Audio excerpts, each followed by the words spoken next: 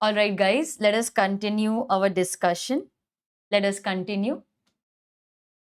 So, up till now, we have discussed types of companies classified on the basis of incorporation. और अभी हमने discuss किया 1% company बहुत detail में discuss किया है. ठीक है, चलो आगे बढ़ते हैं. Let us discuss private company. अब हम classification on the basis of members कर रहे हैं. तो ओपीसी के लिए I need just one member. Yes, private company के लिए आई विल नीड 2 मेंबर्स. ठीक है, 2 पर्सन्स. सो प्राइवेट कंपनी में मिनिमम 2 पर्सन्स, मैक्सिमम इज 200. उससे ज्यादा नहीं हो सकते. Private company will have minimum paid up capital as may be prescribe. कुछ भी प्रिस्क्राइब नहीं किया है. There are 3 restrictions imposed by the articles. Please note, students, members are bound only and only by the restrictions imposed in the articles. अगर members ने आपस में कुछ decide किया है, कोई अलग से restriction लगा देंगे, वो नहीं चलेगा. It is not binding on the members. Members are bound only by the restrictions imposed and mentioned in the articles. Law बोलता है कि अगर आपके आर्टिकल्स में ये 3 रिस्ट्रिक्शंस हैं तो आप प्राइवेट कंपनी हो, वरना नहीं हो. It's very simple. Now I am only going to cover the concepts which are important for exam. वो डिटेल में करेंगे, बाकी सिर्फ रीड करेंगे. There is a restriction on the right to transfer. मैंने एक यहां पर ना समरी नोट बनाया है आपके लिए. You can refer this for revision. Section 2, clause 68. Do you need to remember the section number? Yes. What kind of question is asked?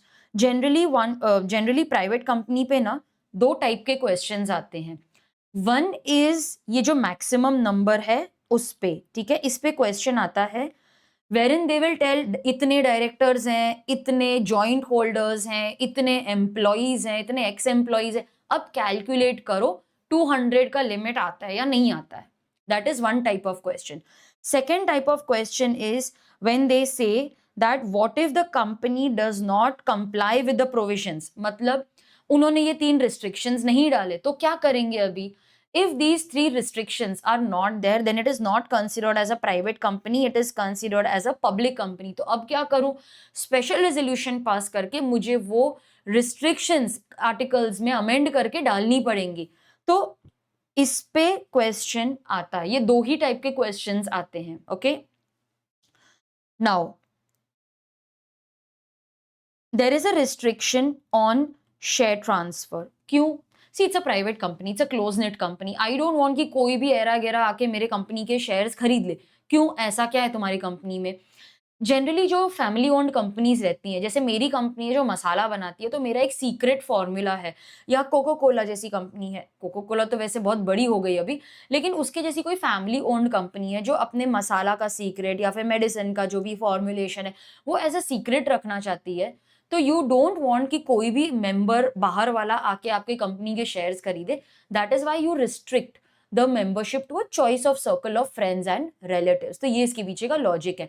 Directors को ये राइट दी गई है. डायरेक्टर्स तू डिसाइड कर, ये ट्रांसफर अलाउ करना है कि नहीं, इसको मेंबर बनाना है कि नहीं बनाना है, तू देख ले. तो डायरेक्टर के पास वो अल्टीमेट अथॉरिटी है, वो मना कर सकता है, नहीं ये ट्रांसफर मेरे को नहीं अलाउ करना है, नहीं नहीं अभी ये मेंबर नहीं बन सकता, हमको ये पसंद नहीं है. डायरेक्टर के ऊपर है वो. ठीक है, तो डायरेक्टर्स विल डिसाइड. हाँ, मैक्सिमम नंबर इज 200. ये कैलकुलेट करने के टाइम पे joint holders will be treated as 1. तो एग्जाम में आपको दिया रहेगा 10 शेयर्स हेल्ड जॉइंटली, तो आपको उसको 5 ही पकड़ना है. तो if mister and Mrs Iyer both hold the shares together, तो उनको एज 1 ही पकड़ना है आपको.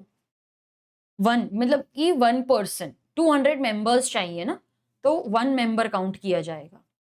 Current and ex employees, they are excluded from calculation. मेरे जो करंट एम्प्लॉइज हैं, जो मेरे शेयर्स होल्ड कर रहे हैं, उनको मैं नहीं कंसिडर करूंगी. क्यों? बिकॉज लॉ एनकरेज करना चाहता है कि आप जाओ और एम्प्लॉइज को शेयर्स दो, अलॉटमेंट करो. They feel one with the company. अभी आपने इन्फोसिस में जॉब ले ली और आपको इन्फोसिस के 10 शेयर मिल गए, you start feeling associated with the company ना. तो लॉ तो एनकरेज करता है कि नहीं, इनको शेयर्स अलॉट करो। अब मेरे पास है 500 एम्प्लॉय, अगर हर एक को मैंने एक भी शेयर दिया तो 200 का नंबर तो इधर ही हो जाएगा। तो हमने बोला इनको निकाल दो, इनको इनको कंसिडर ही मत करो। स्टूडेंट्स, एक चीज ना यहाँ पे आपको ध्यान देनी है। Step 1, that he was first an employee, and step 2 is then he became a shareholder. ठीक है, only then we will exclude them. Ma'am नहीं समझा, वो पहले एम्प्लॉई था, बाद में हमने उसको शेयर्स दे दिए, तो अगर ये सीक्वेंस फॉलो करते हैं ना तो एक्सक्लूड किया जाएगा, क्योंकि हमने एम्प्लॉय को to make him feel one with the company, yes, हमने इसीलिए उसको शेयर्स दिए ना, इसीलिए उसको एक्सक्लूड कर देंगे। व्हाट इफ स्टेप 1 पहले वो शेयर होल्डर था, बाद में हमने उसको एम्प्लॉई बनाया, तो फिर इसको हम इंक्लूड करेंगे। ठीक है, तो तब उसको हम इंक्लूड करेंगे, अदरवाइज एक्सक्लूड करेंगे। ठीक है, ये सीक्वेंस आपको ध्यान में रखना है। मैम एक डाउट है, एक डायरेक्टर है, ठीक है, एक डायरेक्टर है और वो ना मेंबर है, मतलब शेयर होल्डर है, तो वो इंक्लूड होगा क्या? हाँ बिल्कुल होगा ना, ये 200 नंबर में, क्योंकि वो सिर्फ डायरेक्टर है ना, वो एम्प्लॉय थोड़ी ना है, तो वो आएगा। लेकिन अगर वो डायरेक्टर शेयर होल्डर तो है, साथ में एम्प्लॉई भी है,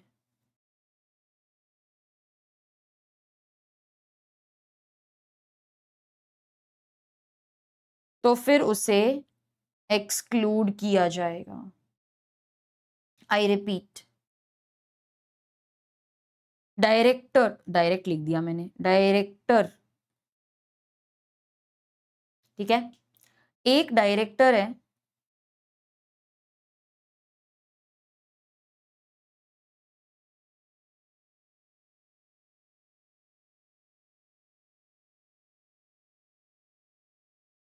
एक डायरेक्टर है, वो शेयर होल्डर है, सिर्फ शेयर होल्डर, तो उसको 200 में इंक्लूड करो। एक डायरेक्टर है, वो शेयर होल्डर तो है, वो एम्प्लॉय भी है, तो उसको एक्सक्लूड कर देंगे। ओके, दो चीज याद रखनी है आपको। What about x employees? वो एम्प्लॉय था, लेकिन अभी भी वो शेयर होल्डर है, शेयर नहीं सरेंडर की, एम्प्लॉयमेंट छोड़ के चला गया, लेकिन अभी भी शेयर होल्डर है, तो उसको भी एक्सक्लूड करेंगे, क्योंकि एम्प्लॉय तो था ना, एक्स एम्प्लॉय तो क्या छोड़ के चला गया, लेकिन शेयर्स तो रखे हैं ना उसने, तो भी उसको एक्सक्लूड किया जाएगा। ओके, तो क्या याद रखना है? Joint holder will be treated as one, current employees exclude कर दो, एक्स एम्प्लॉइज को भी एक्सक्लूड कर दो। आप पहले एम्प्लॉय थे, फिर हमने आपको शेयर्स दिए, आपको एक्सक्लूड किया जाएगा, 200 में काउंट नहीं करेंगे। लेकिन अगर आप पहले शेयर होल्डर थे, फिर बाद में आपको एम्प्लॉय बनाया गया, तो फिर आपको वो 200 में इंक्लूड कर देंगे। डायरेक्टर अगर शेयर होल्डर है तो वो 200 के नंबर में आएगा। डायरेक्टर अगर शेयर होल्डर है लेकिन एम्प्लॉय भी है, तो उसको एक्सक्लूड कर देंगे। ठीक है, तो please right this. These are just extra notes, but yes, they can be asked in the exam.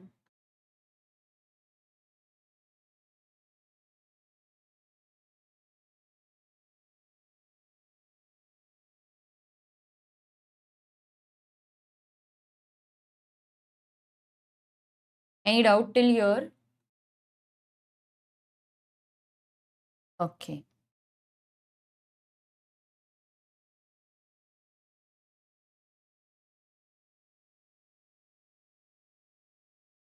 So right to transfer shares, it is restricted. Directors decide करेंगे कि वो ट्रांसफर अलाउ करना है कि नहीं करना है।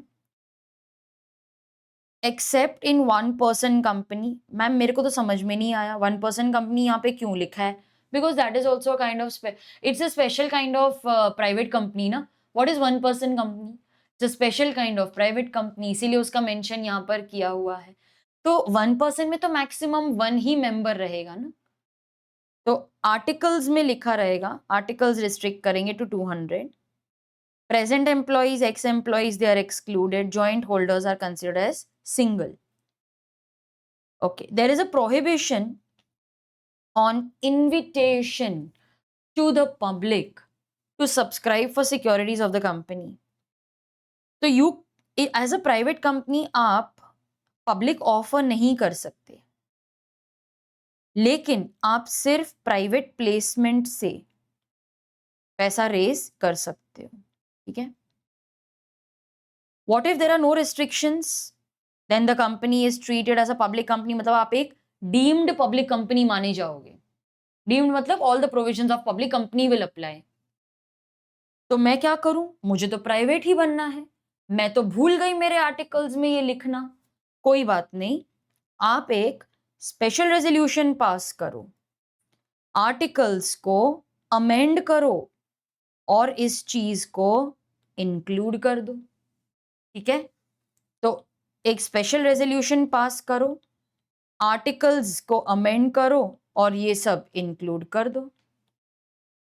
नहीं किया ना तो you will lose all the privileges of a private company, जो एग्जेम्पशंस मिलते हैं, and you will be treated as a public company, आपको पब्लिक कंपनी माना जाएगा। Okay, so these are the provisions, ये आपको लर्न करने हैं। लास्ट वाला नहीं भी किया तो चलेगा।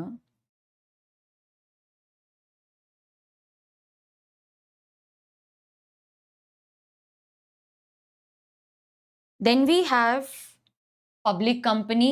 डेफिनेशन लर्न करनी है आपको, section number is important. Okay, section number is important. Now, what is a public company? Superb definition. Public company means a company which is not a private company. Okay, so which is not a private company. Minimum paid up capital as may be prescribed. Nothing has been prescribed. I can start a private company with, I can start a public company with just 5,000 rupees. Nothing has been prescribed. This is important. Provided that private company which is a subsidiary of a public company shall be deemed to be a public company even when it remains private by its articles. What does it mean? Now, A Limited is a public company. In case of public company, नाम में सिर्फ limited आता है, private company के नाम में private भी आता है, प्राइवेट लिमिटेड। ओके, तो लिमिटेड तब आएगा when it is limited, it has limited liability. तो A Limited is a public company. It has a subsidiary B Private Limited. This is a private subsidiary of A Limited. तो ये जो है ना, इसको हम डीम्ड पब्लिक कंपनी मानेंगे। Deemed मतलब क्या अभी इसको अपने नाम में प्राइवेट निकालना पड़ेगा? नहीं नहीं, ऐसा नहीं है। क्या इसको अभी अपने मैक्सिमम 200 मेंबर्स को हटाना पड़ेगा, मिनिमम नंबर ऑफ मेंबर्स 2 से 7 करने पड़ेंगे? अरे कुछ नहीं करना पड़ेगा। You can continue to remain private by your articles, meaning the 3 restrictions will be mentioned in your articles. आपके नाम में भी प्राइवेट रहेगा, मैक्सिमम आप 200 मेंबर्स ही रखोगे, मिनिमम 2 मेंबर्स से काम चलेगा, डायरेक्टर्स भी मिनिमम 2, सब कुछ वही रहेगा। Only thing is that such company, okay, this company will not get the privileges of a private company. Okay, this will not enjoy privileges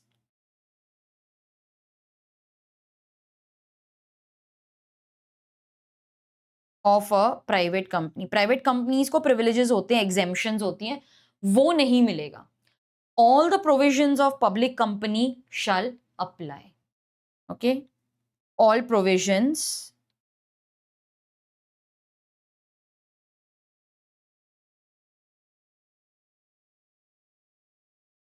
of a public company shall apply. Okay? So that is the meaning. If you are a public company, how many members required? Minimum 3, maximum कोई limit ही नहीं है. Directors minimum 3 और private company में minimum 2 directors. Okay. Articles में restrictions रहेंगे इनके. Public company के articles में कोई रिस्ट्रिक्शंस नहीं होते, वो सिर्फ प्राइवेट कंपनी में ही आएगा. ठीक है, ये लिख लिया आपने, just check. Then there is a question on private company that you will solve now. Simple है, just read it on your own. Read it, चलो. Read this and tell me whether the number is within limits or not. What is the final count that you are getting? Tell me.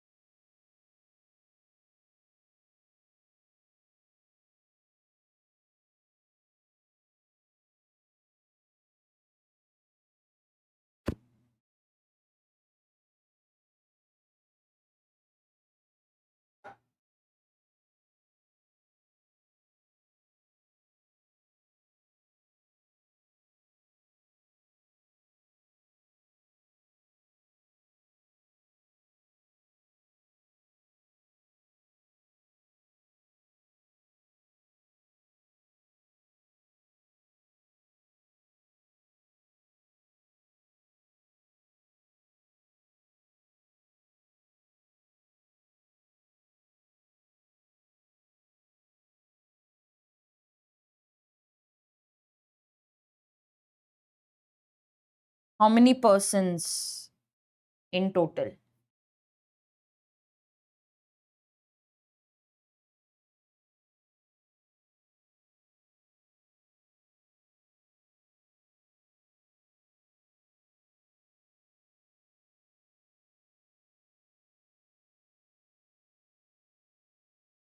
Yes, correct.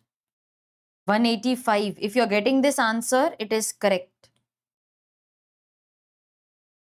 Yes, correct. So base, you will start with 180. Joint holders, out of 10, you will reduce half, मतलब 5. Current employees, ex-employees तो आएंगे ही नहीं. So the total is 185. Provisions में आप लिखोगे private company के बारे में.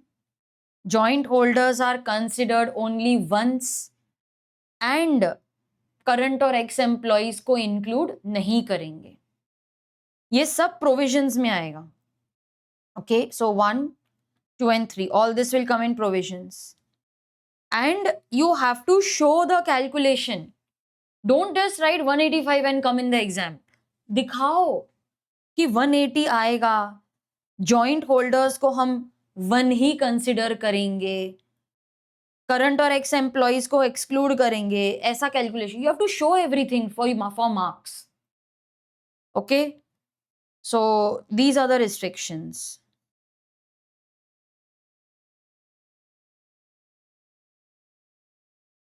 The board of directors wants to raise money by issuing a confidential circular to high net worth individuals. It may be considered as invitation to the public. Can the company do this? तुम एक private company हो, you cannot.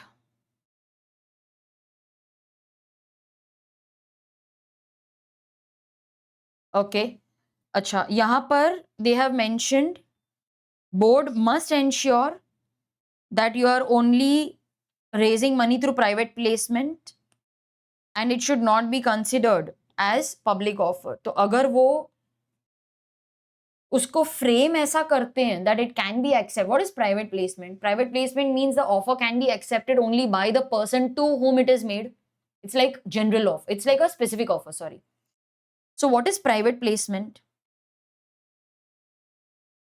Private placement का मतलब है that the offer can be accepted only by the person to whom it is made. It's like a specific offer. तो आप सिर्फ specific persons को ही जिनको आप पसंद करते हो उनको ऑफर दे सकते हो. You can not go for public offer. Public offer मतलब क्या? It's like a general offer. It can be accepted by anyone who has knowledge of the offer. ठीक है, तो ये एनीवन कैन एक्सेप्ट इट, ये नहीं कर सकते.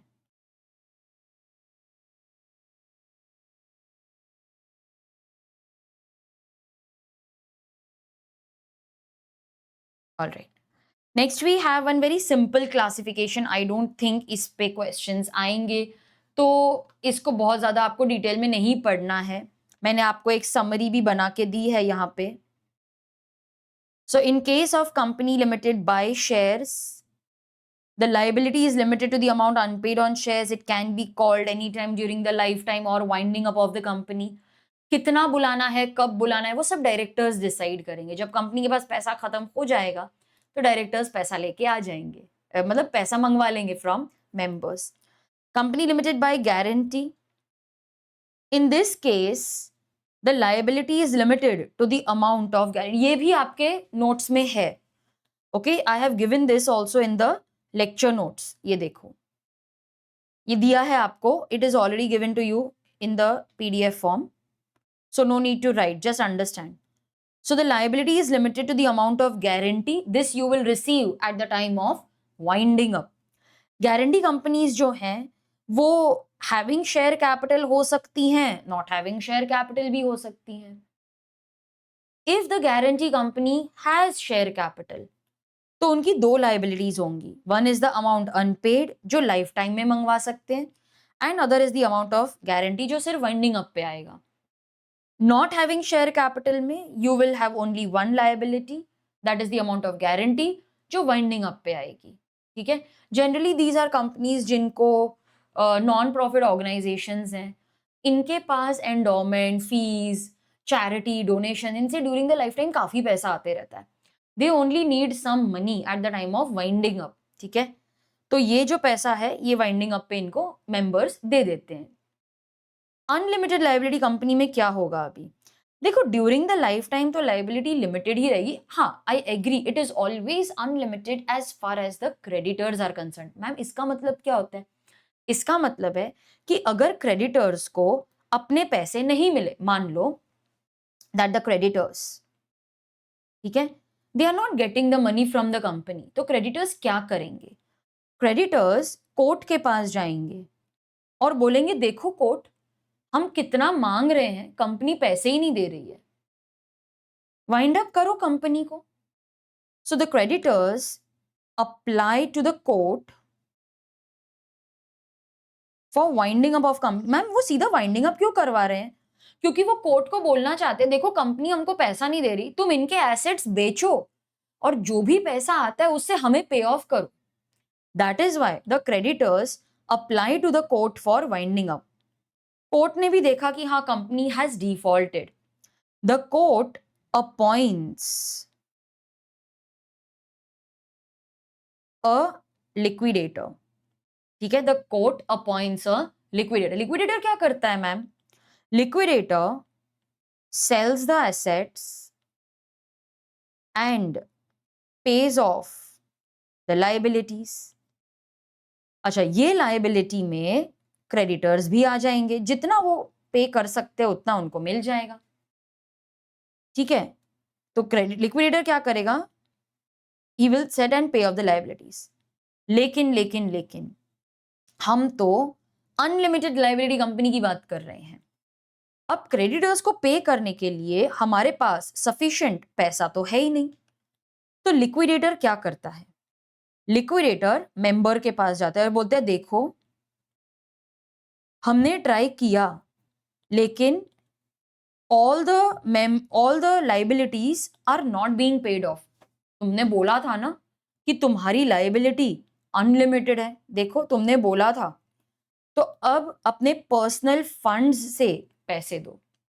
तो members will give money to the जितना भी शॉर्ट पड़ रहा है, okay, whatever is short, then they will pay money to the liquidator will give that money to the creditor, तो creditor को अपने पूरे पैसे मिलेंगे। So here we remind them that you have unlimited liability. अब मुझे नहीं समझ में आ रहा ये पूरा चक्कर क्यों करना है। डायरेक्टली क्रेडिटर्स मेंबर्स पे केस नहीं कर सकते क्या? अरे नहीं कर सकते। Creditors have a contract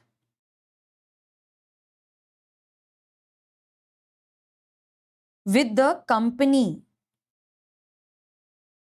members जो है ना वो स्ट्रेंजर टू कॉन्ट्रैक्ट है, हमारा कंपनी के साथ कॉन्ट्रैक्ट है, मेंबर के साथ नहीं।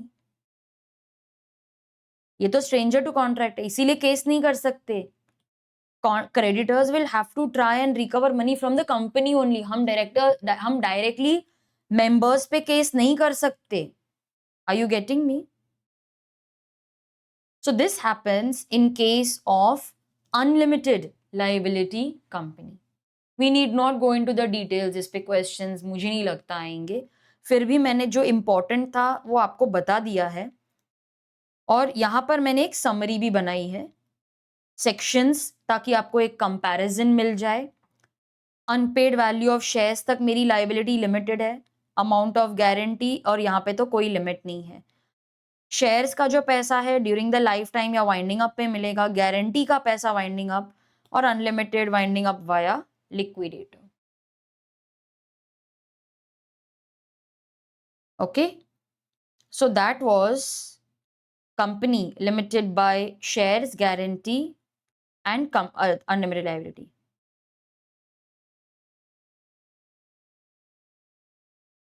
Next we have one very important concept of holding and subsidiary company. इसी के साथ साथ मैंने associate company को भी यहाँ पे mention किया है, but students we have already covered this. Okay, this was already covered in detail, मैंने बहुत डिटेल में किया था। This is already covered in the preliminary chapter. मैंने वो सब बताया था आपको, significant influence, joint venture, fiduciary capacity सब डिस्कस हो चुका है। Okay, so now as per control classification into holding and subsidiary company. Now pay attention. There is a note which I have already shared with you. Holding and subsidiary का ये already आपके पास है. Now, I am a holding company if you are my subsidiary. तो मुझे ये देखना पड़ेगा कि सब्सिडरी कब बनेगा. Yes. Now, let's say that H is the holding company of S. Okay, H is the holding company of S. ये holding आप कैसे बनोगे? Holding company and subsidiary company section numbers are very important for exam. Okay, so you have to memorize the definition as well as the section numbers. Although I agree this is a concept which was already covered in CA Foundation, but even in inter they ask many questions on this. If you see my compiler, you will find that many questions have been asked on the concept of holding subsidiary and definition is also mentioned. तो आपको definition learn करनी ही है. Okay, now holding and subsidiary. S is the subsidiary of H if H controls half of the total voting power. Yes, so it controls more than half, actually controls more than half of the total voting power. I don't know, यहाँ पे वो erase हो गया लगता है.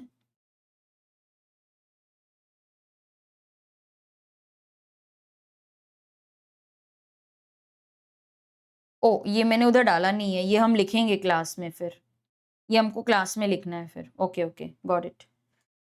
मैं ही भूल जाती हूँ, इतने सारे नोट्स हैं। सॉरी, ये उधर नहीं है, ये लिखेंगे हम।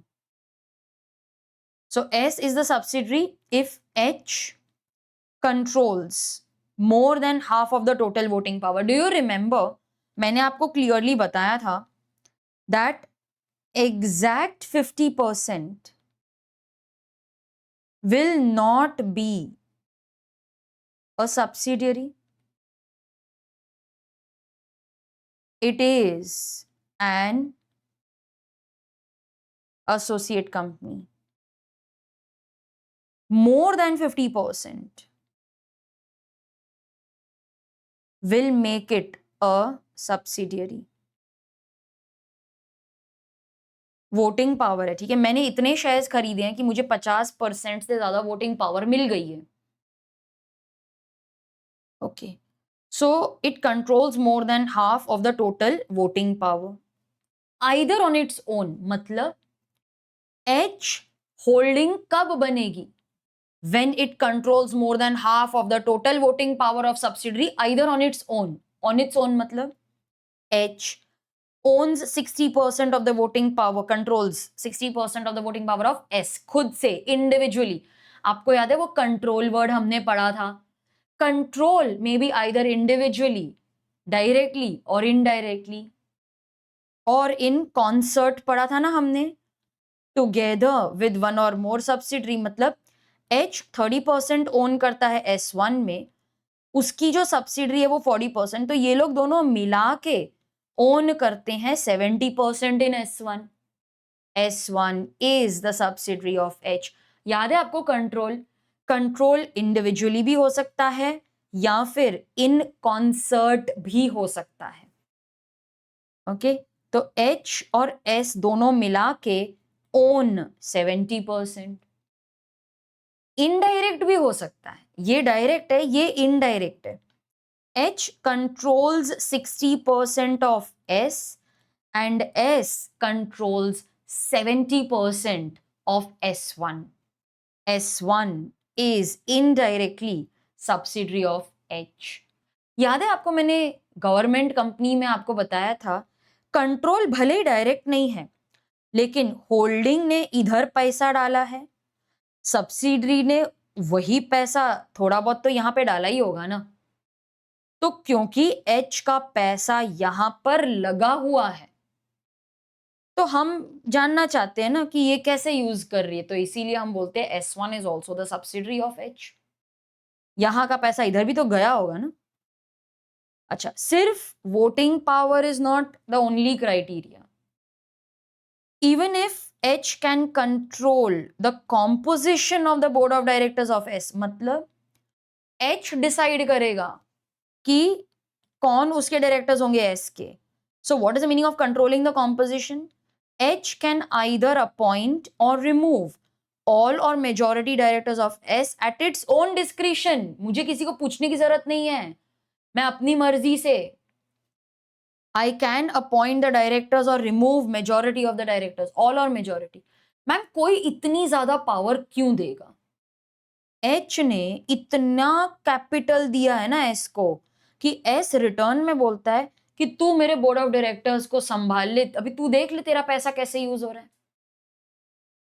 H ने S को लोन दिया, ओके, या तो मैंने उसमें इतने शेयर्स खरीदे हैं कि मुझे वो डायरेक्टर्स का कंट्रोल मिल गया, मैंने बहुत लोन दिया है, मैंने बहुत पैसा दिया है और मुझे बोर्ड ऑफ डायरेक्टर्स का कंट्रोल मिला है, मैं देखना चाहती हूँ मेरा पैसा कैसे यूज हो रहा है।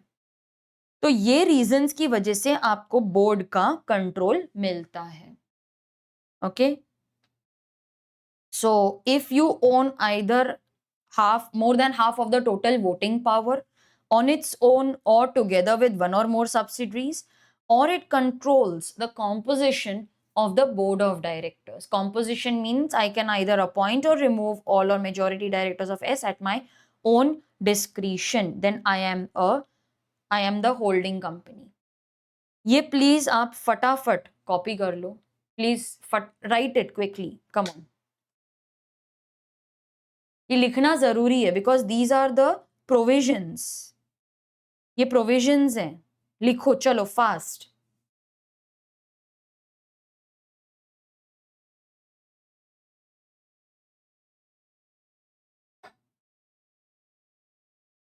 राइट इट राइट नाउ, अभी लिखो.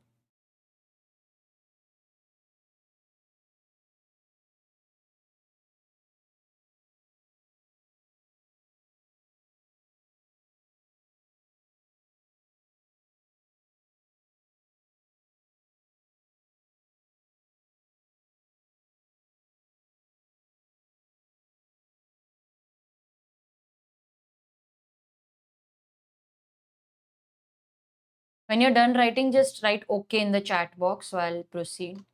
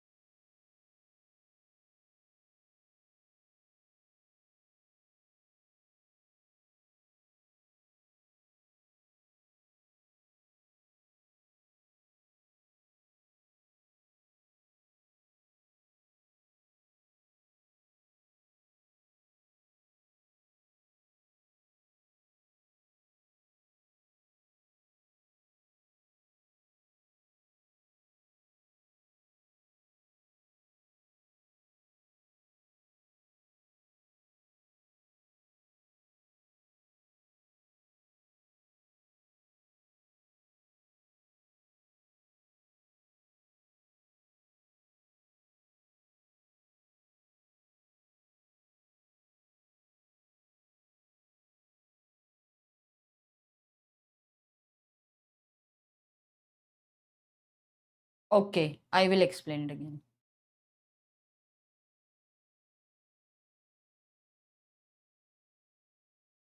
Guys, have you finished writing this? You can continue writing. एक doubt आया है, मैं उसको solve कर लेती हूँ.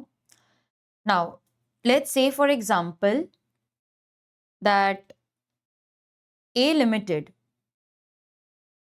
is a public company, ठीक है?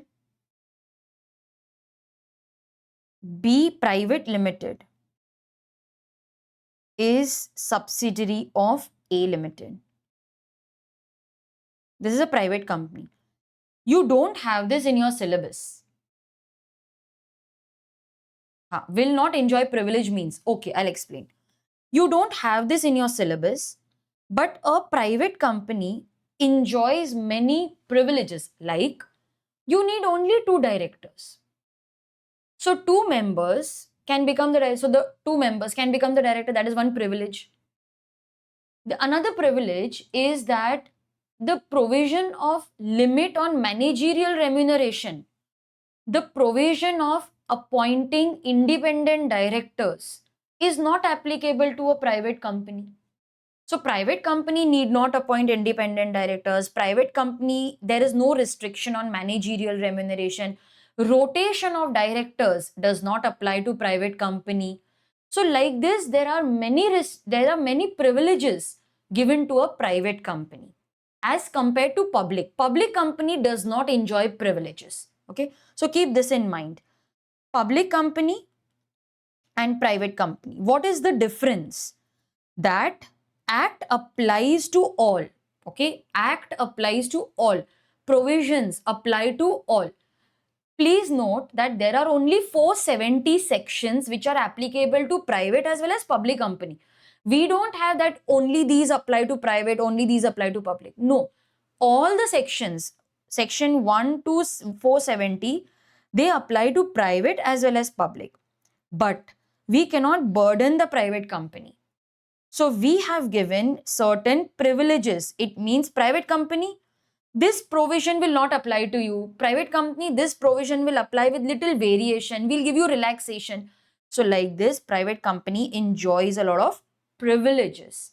Now, if you are a private subsidiary of a public company, then you are also considered like a public company. It means that these privileges are no longer available. All the provisions will apply as if you are a public company. No relaxations, no exemptions, no privileges will apply. That is the meaning. Is it clear?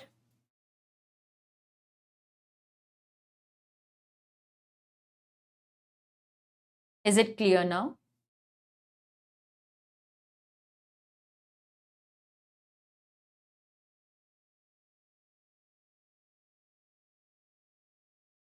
Exactly. Certain exemptions which are given only to private companies are not applicable to deemed public company. Correct. That is the meaning.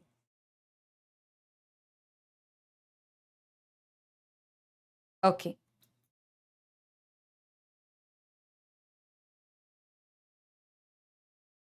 Now, no company other than the following shall have more than 2 layers of subsidiaries. Okay. Can they go for public offer? No. Good doubt, huh? Good doubt. Can they go for public offer? No. Because by the articles, they are still private company. Matlab, very good doubt. Public company, let's say A Limited is a public company and B Private Limited is a private subsidiary of A Limited. Because this is a deemed public company,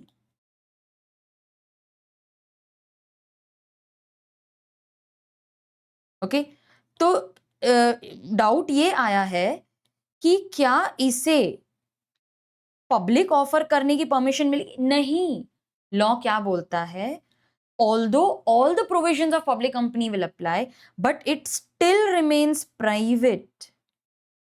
Okay, it still remains private by its articles. मतलब क्या? Doubt ये आया है कि ये एक private doubt ये आया है कि ये एक डीम्ड पब्लिक कंपनी है, तो क्या ये पब्लिक ऑफर कर सकती है? Very good doubt. नाउ क्योंकि ये डीम्ड पब्लिक कंपनी है, इसका मतलब है कि पब्लिक कंपनी के सारे प्रोविजंस अप्लाई तो करेंगे, but it still remains private bye it's articles. मतलब इसका आर्टिकल्स पब्लिक ऑफर करने की रिस्ट्रिक्शन अब भी रखता है. ओके अगर आप सोचो, अगर आप मुझे पूछो मैम ये क्या बोल रहे हो, क्योंकि अगर ये डीम्ड पब्लिक कंपनी है तो ये प्राइवेट क्यों रहेगी ना बाय इट्स आर्टिकल्स. ये उनकी मर्जी है, वो चाहे तो इसको कन्वर्ट भी कर सकते हैं टू अ पब्लिक कंपनी, क्योंकि एनीवेज वो लोग सारी पब्लिक कंपनी की ही प्रोविजंस मान रहे हैं ना, तो वो कन्वर्ट भी कर सकते हैं. लेकिन कंपनी चाहती है कि हम सारे प्रोविजंस पब्लिक कंपनी के मानेंगे, लेकिन हम इस कंपनी को पावर नहीं देना चाहते फॉर पब्लिक ऑफर. हम मेंबर्स को 200 ही रखना चाहते हैं. ठीक है, तो कंपनी भले ही सारे पब्लिक कंपनी के प्रोविजंस फॉलो कर रही है, लेकिन वो आर्टिकल्स के 3 रिस्ट्रिक्शंस अब भी इस कंपनी पर अप्लाई करना चाहती है. ये मैनेजमेंट का डिसीजन है कि नहीं नहीं ये सब्सिडरी को ना पब्लिक ऑफर नहीं करने देना है, हमको इसको क्लोजनिटी रखना है. तो ना तो ये पब्लिक ऑफर कर सकती है, ना ये मेंबर्स 200 से ज्यादा रख सकती है. डायरेक्टर्स अभी भी इसके ट्रांसफर्स पे रिस्ट्रिक्शंस डाल सकते हैं, तो वो 3 रिस्ट्रिक्शंस तो रहेंगी. ठीक है, अंडरस्टूड? ओके.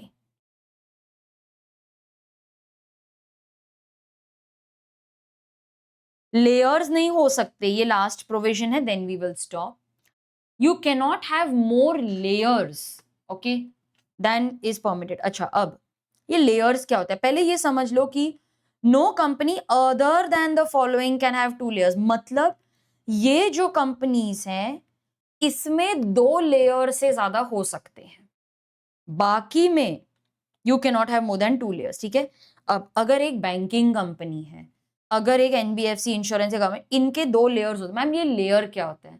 तो इनके 2 लेयर से ज्यादा हो सकते हैं, बाकी लोगों के नहीं। अब लेयर क्या होता है? Now let's say for example that A limited एक पब्लिक कंपनी है, ठीक है।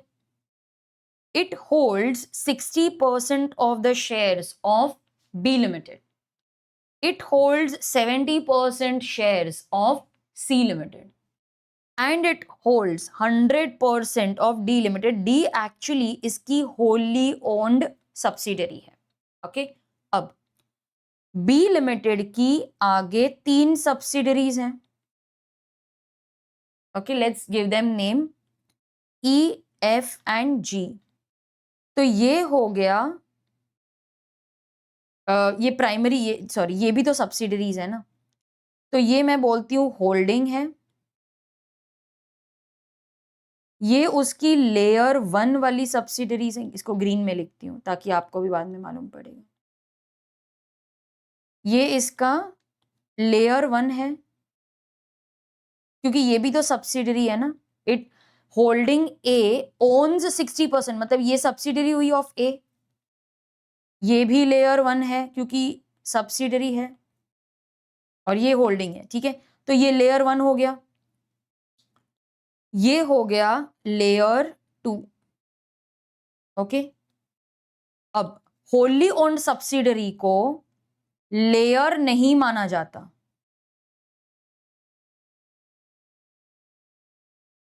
Okay. It is not considered edge layer. Wholly owned subsidiary को नॉट कंसिडर्ड एज लेयर, ठीक है। अब इसकी भी सब्सिडरी बना लेते हैं, जे, के और एल, ठीक है। ये अब लेयर 1 है और जे की आगे बना लेते हैं एम और एन, ये ओ, ये लेयर 2 है। बस इससे नीचे नहीं जा सकते, ठीक है। अब अगर इसने बोला नहीं मुझे तो आई करनी है, तो ये लेयर 3 हो जाएगा, ये not allowed unless you are banking company, insurance etcetera,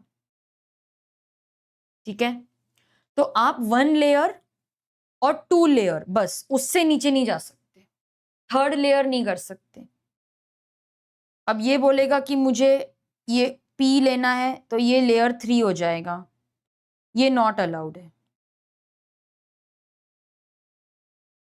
wholly owned subsidiary को लेयर नहीं मानते, ठीक है। अब हॉरिजॉन्टली मतलब हॉरिजॉन्टल में देयर इज नो लिमिट, मतलब आपकी हॉरिजॉन्टली लेयर 1 में कितनी भी सब्सिडरीज हो सकती है, अनगिनत। वर्टिकल में 2 layer, so the limit applies vertically not horizontally. Limit applies vertically not horizontally. तो वर्टिकल में layer 1 layer 2, that's it. Horizontally आपके 25 सब्सिडरी भी हो सकते, it's okay, 25-30 subsidiaries okay, but vertically only 2 layers, okay. So this is the meaning of layers.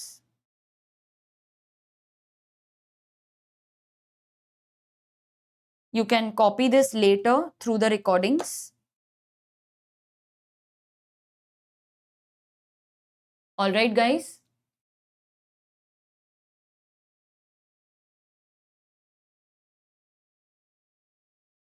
Okay. So with this, we come to an end of today's session. आज हमने आधा chapter तो कर ही लिया। मैंने बोला था मेरे को 2 सेशंस लगेंगे ये चैप्टर में। नेक्स्ट लेक्चर में ये हो जाएगा। सबसे इंपॉर्टेंट कॉन्सेप्ट ओपीसी का था और नेक्स्ट लेक्चर में सबसे इंपॉर्टेंट सेक्शन 8, उसी में टाइम लगता है। तो नेक्स्ट सेशन में ये कंप्लीट हो जाएगा। आज हमने 2 क्वेश्चंस डिस्कस भी किए। सो आई वांट कि आप वो 2 क्वेश्चंस लिख के भेजो। एक आधा स्टूडेंट का मुझे लास्ट लेक्चर का भी क्वेश्चन आया नहीं है। So if your question is pending, please submit that for checking, okay? Otherwise writing practice का कोई यूज नहीं होगा if you don't attempt. So you have to attempt 2 questions today. One was OPC and other question was related to private companies. Okay? I want by today evening that you should. And time लगा के करो. 30 minutes में हो रहा है कि 25 minutes. Time लगा के करो and send me the time also that I finish this in 20 minutes, 30 minutes, 35 minutes. आपका time कम होते जाना चाहिए, ठीक है? So today homework is 2 questions. All right? So solve these 2 questions. और लास्ट टाइम का एमसीक्यू अगर आपने सॉल्व नहीं किया है तो वो भी प्लीज कर लेना। इजी एमसीक्यूज थे, फॉर्म्स मैंने आपके साथ ऑलरेडी शेयर किए हुए हैं। ऑलराइट गाइस, बाद में जैसे जैसे हम आगे बढ़ेंगे ना, केस बेस्ड एमसीक्यू में क्लास में ही करवाऊंगी। अभी तो इन पे इतना आता नहीं है। ओपीसी पे आ सकता है, वो आज हमने किया, तो at the end of the chapter OPC पे केस बेस्ड क्वेश्चन करेंगे। Case MCQ, case based MCQ. Alright, चलो bye guys. I'll see you in my next lecture where we will finish this chapter. Thank you so much. Have a nice day.